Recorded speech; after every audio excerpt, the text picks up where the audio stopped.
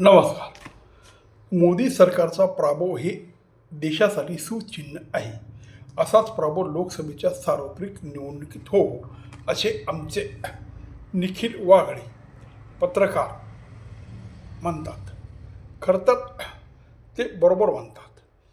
कारण मुळात हे जे महिला आरक्षण आलं आणि ते 2 दिवसापूर्वी लोकसभेत पास झालं नाही, तेव्हा खरोखर हा मोदी सरकारचा पराभव आहे. मग असाच पराभव जनतेने करावा असं निखिल वाघळे साहेब यांना म्हणायचं आहे. मग हा पराभव झाल्यानंतर सरकार कोण बनवेल याचा जेव्हा विचार केला जाईल तर निखिल साहेबांना सल्ला नक्की घ्यावा लागेल. कारण त्यांचा अभ्यास फार दांडगा आहे. फक्त महाराष्ट्रात नाही तर भारतातलं समग्र राजकारण त्यांना उत्तम कळतं आणि महत्त्वाचं म्हणजे कोणत्या पक्षाचा नेता किती महान आहे, देशासाठी त्याने किती त्याग केलेला आहे आणि त्याचा अभ्यास केवढा दांडगा आहे आणि देश प्रगतीपथावर जावा यासाठी ते तन-मनाधनाने किती प्रयत्न करतील हे वाघळे साहेबांना फक्त माहिती आहे.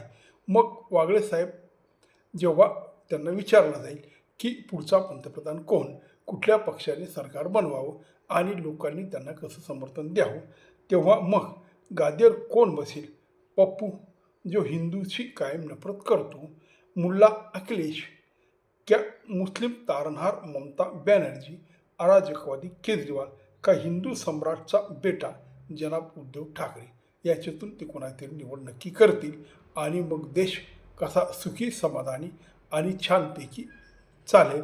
आणि मग लवकरच भारत पाकिस्तानची पूर्वी फार एकदा फाळणी झाली, त्याला खूप मोठा काळ झाला, तेव्हा मग असं काहीतरी बदल जायला हवा.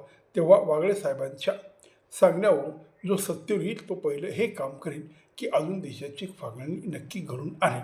मग अशा फाळण्या होतच राहतील आणि मग देश एक दिवस असा एवढा मोठा समृद्ध, एवढा मोठा होईल की सगळे जे देश असतील, जे तुटलेले असतील, ते पुन्हा रशियामध्ये ज्या पद्धतीने जोडले गेले आणि परत फुटले तसं घडत राहील आणि मग वाघळे साहेबांना छान झोप लागेल. नमस्कार.